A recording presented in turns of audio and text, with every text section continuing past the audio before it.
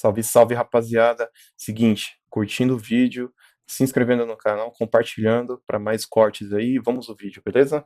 Mais no Precisa momento que a ter- gente está vivendo. Você acha que a gente tem a pior legislatura da história aqui? Muito se fala a respeito disso, né? Sei porque não conheço todas, né? Aham. Mas que o nível tá muito baixo. Só que assim, eu também tenho um ceticismo em relação a toda essa qualidade de debate que colocam no passado. Uhum. Eu só acho que a maior parte dos parlamentares não tinham a visibilidade que tem hoje, né? O alto clero era quem aparecia, porque o espaço estava restrito à imprensa. E a imprensa tem um espaço limitado, não dá para aparecer todo mundo na Claro. imprensa. Hoje em dia, todo mundo consegue aparecer ao mesmo tempo, né? E não existe, digamos assim, uma curadoria do parlamentar que vai ter espaço no debate público e daquele que não vai. Então, eu acho que sempre houve, digamos assim, o baixo clero no sentido de, não de quem não tem poder dentro da Câmara, porque eu me incluo nesse baixo clero, nessa definição, mas de quem não tem debate de país, né? De quem não tem visão de mundo, de quem sempre é base do governo, porque vende o voto pro governo da mesma maneira que o prefeito vende voto para ele, da mesma maneira que o vereador vende voto para ele, da mesma maneira que o eleitor vende voto pro vereador, né? Uhum. É o ciclo completo de venda de voto. Acho que sempre existiu, mas agora está mais visível, né?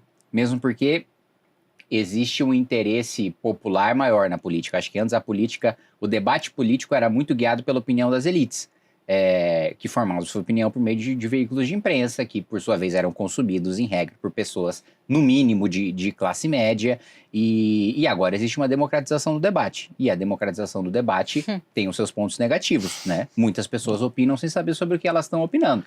Mas, por outro lado, eu vejo o lado positivo de que existem hoje instrumentos para quebrar oligarquias com as quais a gente não tinha como combater antigamente.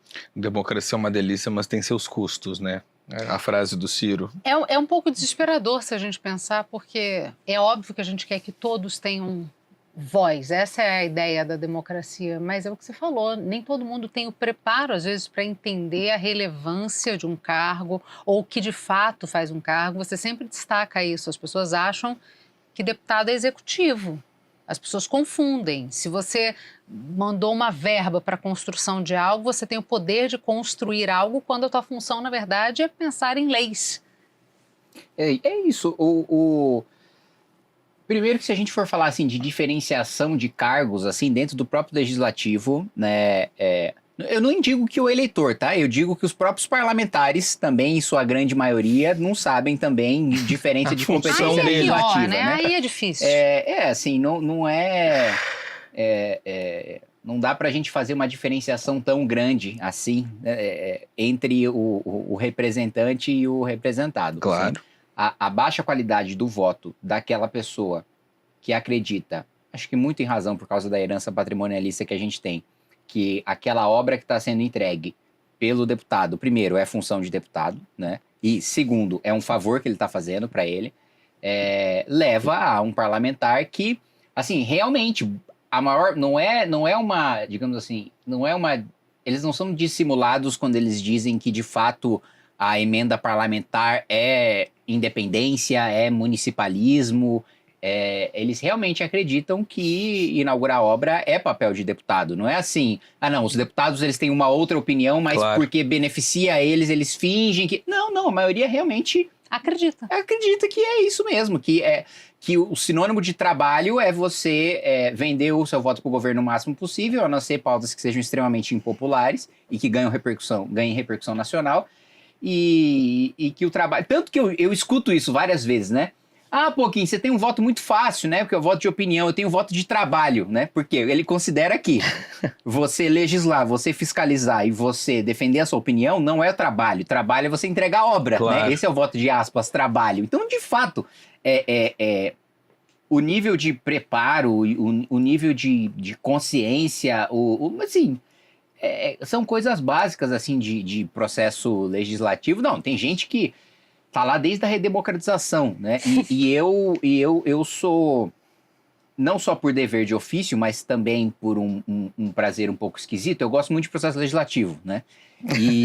Seu pai faz. Obrigado. Olha, tem até um brigadeiro. Sim, que para isso, que fales chique. palavras doces. Eu tenho dificuldade com isso. E... Esqueci o que eu tava falando. Você gosta de o processos brigadeiro me legislativos. Isso, eu gosto de processo legislativo. Mas, assim, coisas básicas do processo legislativo, do regimento interno, tem deputados que foram constituintes, né? Uhum. E que eu uso algum instrumento, geralmente para atrapalhar uma comissão, né? Porque tá votando alguma coisa ruim. Obstruções. E eu tô falando, nem sabia que isso existia. Eu falo, não, mas não é possível, você tá aqui há 30 anos. Você insiste Nossa. muito nisso, né? Que inclusive nas comissões, assim. Mas aqui o artigo tal do regimento. Essa semana eu tive um embate com o Hugo Mota. Aham. É um embate leve, mas ainda assim um embate, né? Porque é uma coisa simples, né? Num projeto você tem a leitura do relatório, a discussão e aí o encaminhamento. Encaminhamento, 2 falam a favor, 2 falam contra. Digamos assim, supostamente você tem a discussão, da discussão em tese, né? Claro. As pessoas se convencem de alguma coisa, ninguém se convence de nada, né? Passou a discussão, todo mundo tem a mesma opinião no encaminhamento. Mas no encaminhamento seria, você falou depois da sua opinião já formada, né? Você Certo. não quer mais convencer ninguém, você está Encaminhando o seu voto, exato. E passou a fase de discussão e o Hugo Mota pulou direto para votação, A né? gente deu. Sem o encaminhamento. E aí eu falei, presidente, encaminhamento, né? Questão de ordem, encaminhamento, né? Aí ele, eu tava fazendo por economia processual. Eu falei, não existe economia processual de processo legislativo. O processo legislativo é uma garantia que a minoria tem, seja de atrapalhar, de atrasar para ganhar tempo, para ter pressão popular, que é uma coisa que eu faço muito, seja para, de alguma maneira, a sua opinião influenciar o voto da maioria, Claro. que ele não tem, porque ele é de oposição. Os deputados que se encontram a favor permaneçam como estão. Permaneçam como se encontram. Então, é prática, assim, porque as discussões, né, como a maior parte do Congresso vive de emenda, a discussão é só uma encheção de saco, né? Porque assim, a votação ele já decidiu. É muito Claro, triste já vai ouvir isso. pronto, né? O que, falando de emendas, a fatia do orçamento desse ano destinada às emendas parlamentares supera 60 bilhões de reais. Se a gente for dividir esse valor por todos os parlamentares do Congresso, dá uma média de pouco mais de 100 milhões de reais para cada um, só nesse ano. E aí eu fui ver quanto você gastou desde que você foi eleito, entrei no portal da Transparência, qualquer um pode fazer isso. Desde que você tomou posse, então, fevereiro de 19, né, 7 anos atrás, você teve de emendas efetivamente pagas 134 milhões de reais, o que dá uma média de menos de 20 milhões por ano, né? É uma posição muito diferente da maioria dos seus colegas e, de alguma maneira, é também um exemplo de que, ok, as emendas servem como um mecanismo de reeleição mais fácil, mas você se reelegeu com uma votação muito expressiva sem fazer o uso desse artifício, né? Na verdade, quando eu não tinha emenda e não era deputado, eu tive mais voto do que na reeleição, né? Certo. Então, a emenda é absolutamente irrelevante para minha eleição. Ninguém vota em mim porque eu mando recurso para o município, mesmo porque todo município tem uma região que é capitaneada por um deputado que vive daquela região. Certo. Então, eu sempre vou mandar menos do que... Porque eu sou votado em todos os municípios do estado de São Paulo. Então, eu sempre vou mandar menos, porque eu distribuo muito mais do que qualquer outro parlamentar. E as minhas indicações são das emendas impositivas, né? São daquelas emendas que você consegue ver, que está no portal da Transparência. Isso, né? dentro do que é possível de enxergar. A maior parte, você fez a divisão aí de 120, né? Hoje, né, a impositiva, aqui você tem o dever de transparência, que todos os parlamentares indicam, independentemente de votar com o governo ou não, estão em 40 milhões, né? Então a gente está falando aí da maior parte das emendas são pagas para quem é da base do governo, sem a gente saber que elas são pagas. Claro. Né? Sequer dá para ter uma diferenciação de saber quem está recebendo ou quem está recebendo mais, porque quem recebe mais recebe fora do orçamento das emendas impositivas.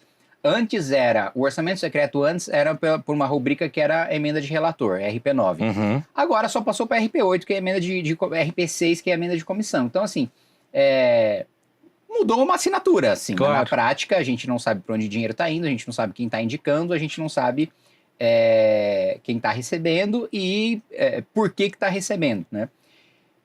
E isso também não é só para não ter transparência para a população, é para não ter transparência para os próprios deputados. Para o próprio jogo político. Porque senão um líder vai falar para o governo, por que o líder do PSD recebeu mais do que eu? Aí você vai criar problemas internos. Claro. Né? Então, ele não é secreto à toa. Só que é importante a gente diferenciar aquilo que a lei impõe, né, das emendas todos os anos para os parlamentares. Hoje, quando eu entrei, eu acho que as emendas impositivas eram de 15 milhões de reais por ano. Hoje está em 40, né? Então, assim, menos de uma legislatura, mais do que dobrou. A impositiva, né? O orçamento secreto, muito mais. E essa é uma indicação que, como eu coloquei para você, é transparente e que está previsto que você precisa fazer. E eu confesso para você, tá? Acho que isso pode deixar um pouco triste as pessoas, as instituições para as quais eu envio emendas, mas é um pouco sacal ter que ficar... porque, óbvio, você faz a indicação, aquela indicação está vinculada ao seu nome. Claro. E você precisa ir lá e você precisa fiscalizar, pelo menos no meu caso, porque, né? Primeiro que eu não quero que tenha nenhum roubo, Sim, né? E segundo sim. que se tiver um roubo, eu morri. Você- né? é claro. Entender se a verba está sendo aplicada, É né? a Seria sua pauta, trucidado, a sua bandeira. E esse é um trabalho que eu não deveria estar fazendo. Eu deveria estar 100% focado em leis e fiscalização. Ainda mais porque o trabalho primeiro de elaboração de leis, quando você vai fazer bem feito, e é difícil porque nem o Congresso, nem o Executivo tem a estrutura de análise de impacto de projeto, né? Então você tem uma projeção do quanto vai gastar ou do quanto vai arrecadar, mas não existe um estudo prévio sobre o que aquele projeto, se transformado em lei, vai ocasionar na realidade brasileira. Em né? nenhum caso existe esse Não estudo. tem análise de impacto prévio. Existe em casos excepcionalíssimos análise de impacto posterior. E ainda é exceção da exceção. Então, a Que gente loucura. sempre faz tendo como paralelos, né, outros países, que, claro, em qualquer análise seriam um elemento, mas não um dos únicos elementos, né? Para, de certa maneira, fazer uma adequação para cá. Então, já é uma coisa que demanda muito tempo e muito trabalho, porque sequer existe essa prática e essa imposição legal, que para mim era uma coisa básica, né? Você se dá esse trabalho. Exato. Só de você ler todos os projetos e todas as notas técnicas sobre os projetos das comissões e do plenário, já é um baita de um trabalho.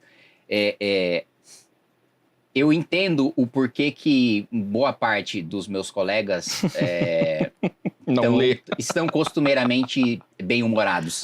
Porque eles não têm esse trabalho. Claro. Né? Bom, quando você tem esse trabalho, é um negócio extremamente gastrite. estressante. É chato. É um negócio... boa parte dos projetos ainda, você discorda, mas não é nem os que você discorda. Um grande período do ano passado, como a gestão do Hugo Mota é uma gestão que ele não tem uma agenda própria, né? Então ele não tem um legado, né? Uma pauta que importante que ele coloca o Congresso para discutir. Pode ser uma pauta que eu discorde, mas uma pauta importante. Como não existiu isso no ano passado, era basicamente projetos pontuais do governo, e o governo também não teve grandes projetos, nem o ânimo de ser contra eu tinha, porque era uma coisa tão sem sal, eram coisas tão sem graça, e que dava o trabalho de analisar, e que muitas vezes pela ementa parece uma coisa boba, mas mesmo quando parece uma coisa boba, você precisa ler, porque pode ser que tenha um jabuti, Claro. né? Pode ser que tenha uma coisa que não tenha nada a Sempre ver. tem. Então, assim, eu preciso ler, apesar de eu... e eu me lembro, né, a gente tá na época de carnaval, o primeiro projeto que a gente aprovou urgência no ano passado, que foi a primeira urgência da gestão do Hugo Mota, foi a urgência do Dia do Axé. A gente tem um quadro no Rivonews sexta-feira que é o Como Vota Deputado, que a gente avalia só projetos de lei nessa linha, assim. E aí eu sou obrigado a ler o projeto do Dia do Axé, porque pode ser que tenha alguma coisa que não seja só Claro. criar o Dia do Axé. Claro. Mas assim, aí você lê, assim, eu não tenho sequer ânimo pra falar assim, gente, né, o nosso esforço, ainda mais numa urgência, porque ele tinha prometido, não vai, só coisas realmente muito importantes vão ter urgência aprovada, porque eu quero prestigiar o trabalho das comissões. Aí a primeira coisa muito importante foi o Dia do Axé. Eu falo, gente, né? Discurso e prática. Nós temos várias urgências acontecendo e as comissões também continuam esvaziadas.